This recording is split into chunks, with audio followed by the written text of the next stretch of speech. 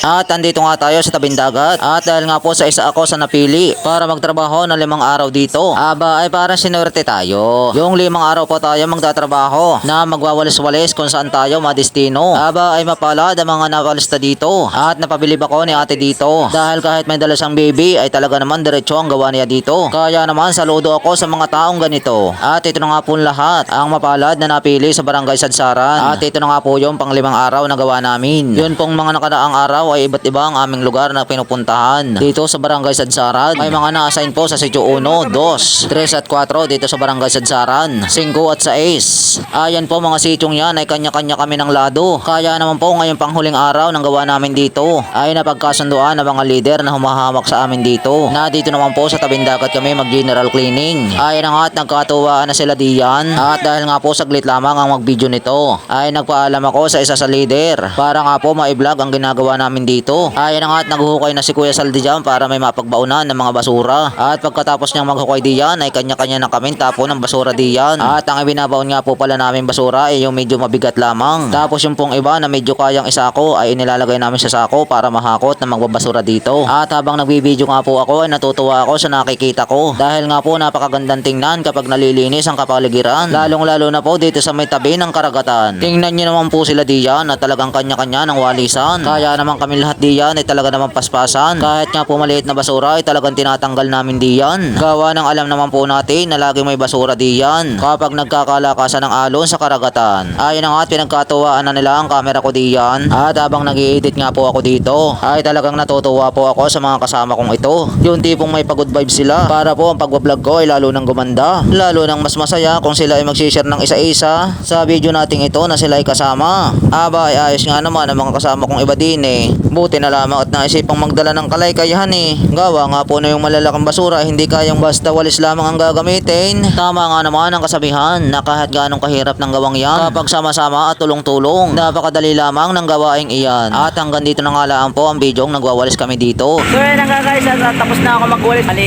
5 days lang yun. 5 days lang yun. 5 days lang yung trabaho yun. Nagwawalis tayo tuwing umaga. Tapos pagkakataas natin magwalis, magtitinda naman tayo ng taho. Taho naman tayo mga guys. Sige, let's go. Ayun na nga po at nung sisimula na tayo magtinda ng taho. At ang mga customer ko nga po palang batang ito ay dating naninirahan sa Barangay Sadsaran. Pero ngayon po ay dito na sila nakatira sa may pulang lupa, Barangay Bagong Bayan. Abangan naman at may kaunti pa akong patawa diyan. Teka, mayroon po bang natawa? Parang wala naman bahala kayo dyan. At habang nagsasandok nga po ako dito ay biglang naalala ko nung nasa Sadsaran pa mga batang ito na kapag dumadaan nga po ako ay may pag-upper pa sila sa akin dito. Kaya naman po kapag nadaan ako sa kanilang dating tinitirahan ay talaga namang namimiss ko ang mga gawain nilang ito. Hanggang dito na lang ating video. Follow for more. Thanks for watching. Bye bye.